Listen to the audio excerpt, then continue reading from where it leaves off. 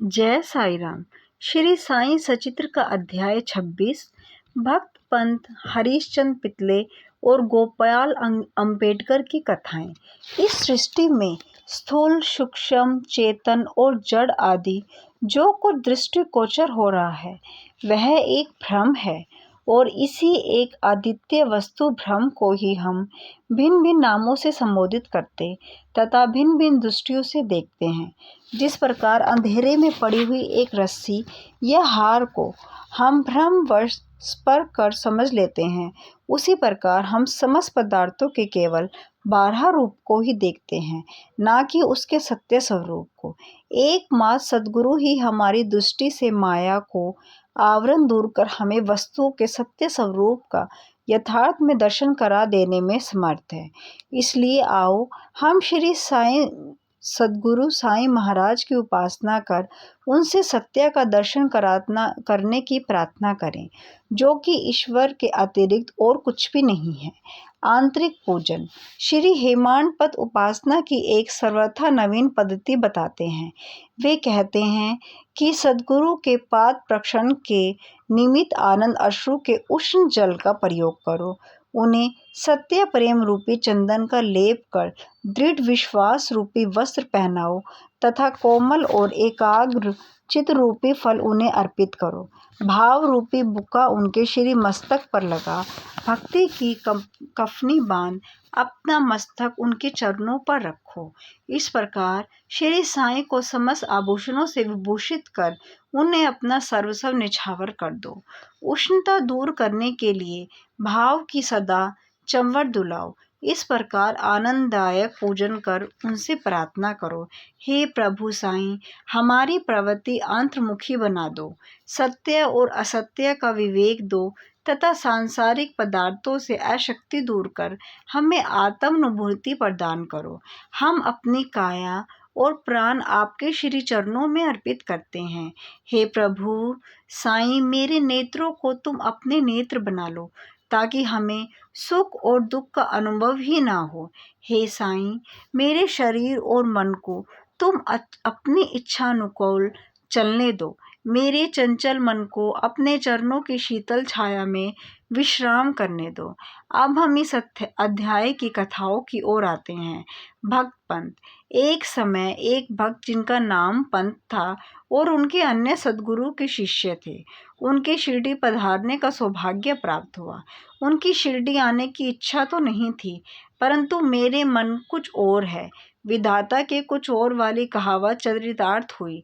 वे rail द्वारा यात्रा कर रहे थे, जहां उनके बहुत से मित्र व संबंधियों से अचानक ही भेंट हो गई, जो कि शिरडी यात्रा को ही जा रहे थे। उन लोगों ने उनसे शिरडी तक साथ साथ चलने का प्रस्ताव किया। पंत यह प्रस्ताव अस्वीकार नहीं कर सके। तब वे सब लोग बंबई में उतरे और पंत विरार में उतर अपने सद्गुरु से शिरडी प्रस्थान करने की अनुमति लेकर तथा आवश्यक खर्च आदि का प्रबंध कर सब लोगों के साथ रवाना हो गए। वे प्रातःकाल वहां पहुंच गए और लगभग 11 बजे मस्जिद को गए। वहां पूजनार्थ भक्तों के एकत्रित समुदाय देख सबको अति प्रसन्नता हुई, परंतु पंत को अचानक ही मूर्छा आ गई और वे बेसुध होकर वहीं गिर पड़े। तब जब लोग भयभीत होकर उन्हें स्वस्थ करने के लिए समस्त उपचार करने लगे, बाबा की कृपा से उनके मस्तक पर जल के छींटे देने से वे स्वस्थ हो गए और ऐसे उठ बैठे जैसे कि कोई निद्रा से जागा हो।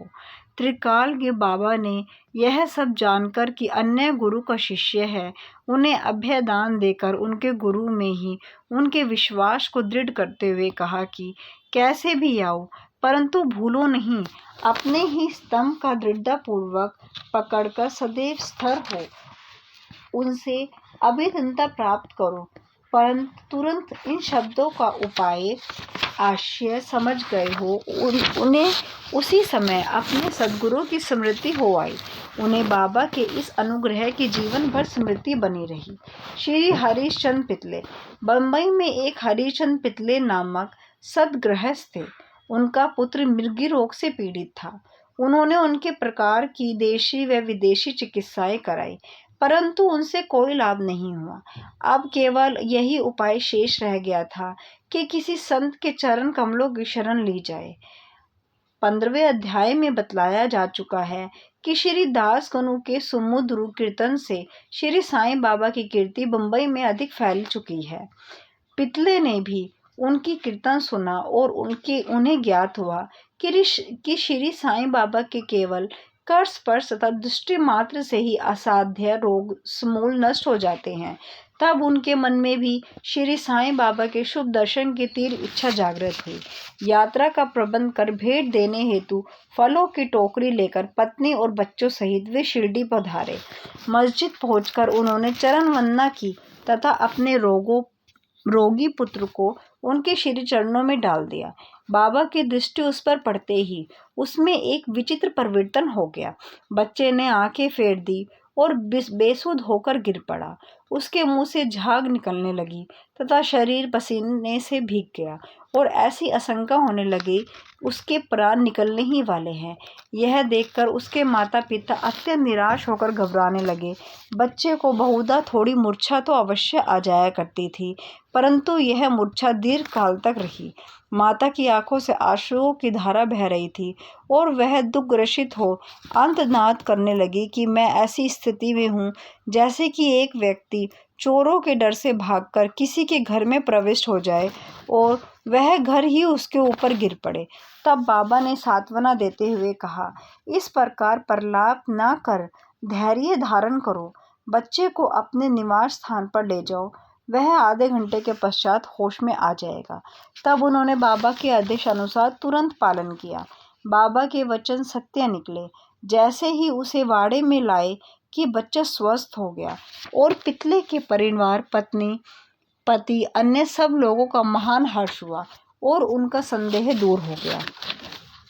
श्री पितले अपने धर्म पत्नी सहित साईं बाबा के दर्शनों को आए और अति विनम्र होकर आदर पूर्वक चरण वंदना कर पादसेवन करने लगे।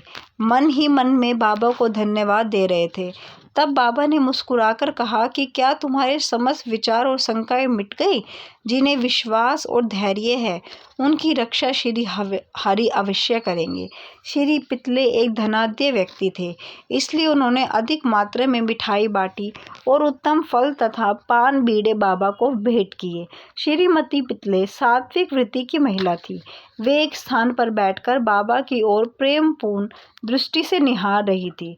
उनकी आंखों से प्रसन्नता के आंसू गिरते थे। उनकी मृदु और सरल स्वभाव देखकर बाबा अति प्रसन्न हुए। ईश्वर के समान ही संत भी भक्तों के अधीन हैं, जो उनकी शरण में जाकर उनका अनन्य भाव से पूजन करते हैं, उनकी रक्षा संत करते हैं। शिरडी में कुछ दिन सुखपूर्वक व्यतीत कर पितले परिवार ने बाबा के समीप मस्जिद में जाकर और चरण वंदना कर शिरडी से प्रस्थान करने की अनुमति मांगी। बाबा ने उन्हें उदी देकर आशीर्वाद दिया। पितले को पास बुलाकर वे कहने लगे, बापू, मैंने पहले तुम्हें 2 रुपये दिए थे, अब मैं 3 रुपये देता हूँ। इन्हें अपने पूज्य गृह में रखकर नित्य इनका पूजन करो, इससे तुम्हारा कल्याण होगा। श्री पितले ने उन्हें प्रसाद स्वरूप ग्रहण कर बाबा को पुनः साष्टांग प्रणाम किया तथा आशीष के लिए प्रार्थना की। उन्हें ये विचार भी आया कि प्रथम अवसर होने के कारण मैं इसका अर्थ समझने में असमर्थ हूँ कि 2 रुपये मुझे पहले कब दिए थे। वे इस बात का स्पष्टीकरण करना चाहते थे, परंतु बाबा मौन ही रहे। बम्बई पहुंचने पर उन्होंने अपनी वृद्ध माता को शिरडी की विस्तृत वार्ता सुनाई और उन्हें 2 रुपये की समस्या भी उनसे कही। उनकी माता को भी पहले पहले तो कुछ समझ नहीं आया, परंतु पूरी तरह विचार करने पर उन्हें एक पुरानी घटना की स्मृति हो आई, जिसने यह समस्या हल कर दी। उनकी वृद्ध माता कहने लगी, जिस प्रकार तुम अपने पुत्र को लेकर श्री साईं बाबा के दर्शनार्थ गए थे, ठीक उसी प्रकार तुम्हें लेकर तुम्हारे पिता अनेक वर्षों पहले अक्कलकोट महाराज के दर्शनार्थ गए थे। महाराज पूर्ण सिद्ध योगी, त्रिलाज्ञ और बड़े उदार थे। तुम्हारे पिता परम भक्त थे, इस कारण उनकी पूजा स्वीकार हुई। तब महाराज ने उन्हें पूजनार्थ 2 रुपये दिए थे, जिनकी उन्होंने जीवन प्रयत्न पूजन की। उसके पश्चात उनकी पूजा यथाविधि न हो सकी और वे 2 रुपये खो गए। कुछ दिन के उपरांत उनकी पूर्ण विस्मृति भी हो गई। तुम्हारा सौभाग्य है कि जो अक्कलकोट महाराज ने साईं रूप में तुम्हें अपने कर्तव्य और पूजन की स्मृति कराकर आपत्तियों से मुक्त कर दिया है। आप भविष्य में जागरूक रहकर समस्त शंकाएं और सोच विचार छोड़कर अपने पूर्वजों को स्मरण कर, रिवाजों को अनुसरण कर, उत्तम प्रकार का आचरण अपनाओ। अपने कुलदेव तथा इन 5 रुपये की पूजा कर उनके यथार्थ स्वरूप को समझो और संतों की आशीर्वाद ग्रहण करने में गर्व मानो। श्री साईं समर्थ ने दया कर तुम्हारे हृदय में भक्ति का बीजारोपण कर दिया है। अब तुम्हारा कर्तव्य है कि तुम उसकी वृद्धि करो। माता के मधुर वचनामृत को पान कर श्री पितले को अत्यंत हर्ष हुआ। उन्हें बाबा की सर्वकालग्रता विदित हो गई। उनके श्री दर्शन का भी महत्व ज्ञात हो गया। इसके पश्चात वे अपने व्यवहार में अधिक सावधान हो गए। श्री अम्बेडकर। पुणे के श्री गोपाल नारायण अम्बेडकर बाबा के परम भक्तों में से एक थे, जो ठाणे जिले और जवाहर स्टेट के आबकारी विभाग में 10 वर्षों से कार्य करते थे। वहां से सेवानिवृत्ति होने पर उन्होंने अन्य नौकरी ढूंढी, परंतु वे सफल न हो सके। तब उन्हें दुर्भाग्य ने चारों ओर से घेर लिया, जिससे उनकी आर्थिक स्थिति और भी अधिक दयनीय हो गई। ऐसी परिस्थितियों में उन्होंने 7 वर्ष वे प्रति वर्ष शिरडी जाते और अपनी दुखदायी कथा वार्ता बाबा को सुनाया करते थे। उनकी स्थिति और भी अधिक चिंताजनक हो गई। तब उन्होंने शिरडी जाकर आत्महत्या करने की ठानी। इसलिए वे अपने पति को साथ लेकर शिरडी आए और वहां 2 मास तक ठहरे।